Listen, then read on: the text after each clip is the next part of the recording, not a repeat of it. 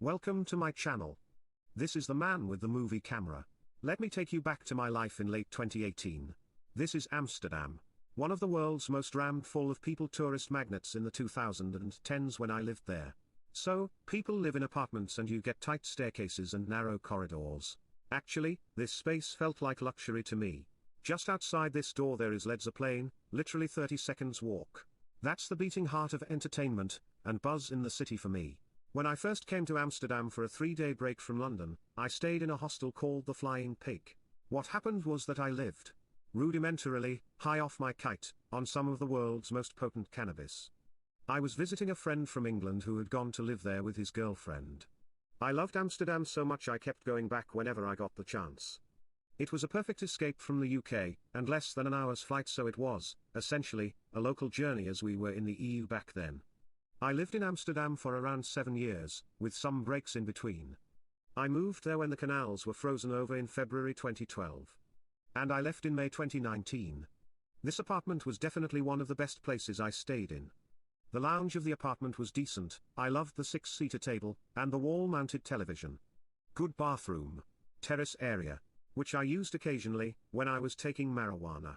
Smoking. And then, later, vaporizing.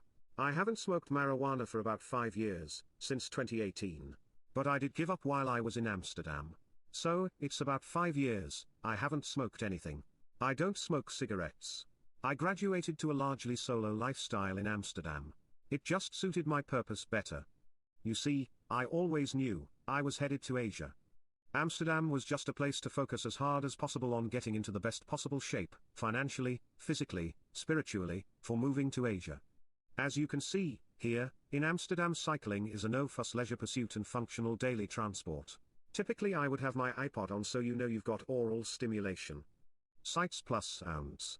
So it's a sensory experience, and you're getting your exercise at the same time. And you're just cruising the streets. So, as you can see, it's entertainment. And education. So, why a solo lifestyle in Amsterdam? Well, I'd come to Amsterdam off the back of spending about 3.5 years in Asia, mainly in Bangkok. And I'd gone to Bangkok off the back of spending about 3 months in London. And I'd gone to London on the back of spending about 2 years in Barcelona. So, you can see, there's been a lot of international travel there. Amsterdam's a very beautiful place, and the lifestyle over there for me was very comfortable. If I had wanted to socialize, I could have. But, it came to the point where I was content by myself. And looking forward to dating in Asia. Of course, I did have social experiences. I had a few friends, I did go out for meals occasionally, went out on a few dates, went to the 2013 Europa League final. My biggest relationship was with Mary Jane. But I'm not an everyday cannabis consumer. What worked for me while I was there was having it on occasion so you can remember how nice it is. So there was maybe a week or 2 weeks on it daily, and then a month or 2 months off it. And that worked really well for me. In Amsterdam, I cooked. I concocted some great delicacies. Italian red sauce was my number one. All in all, Amsterdam for me, as a man in his 30s, Amsterdam was a time of inward focus. Hard work. Personal development.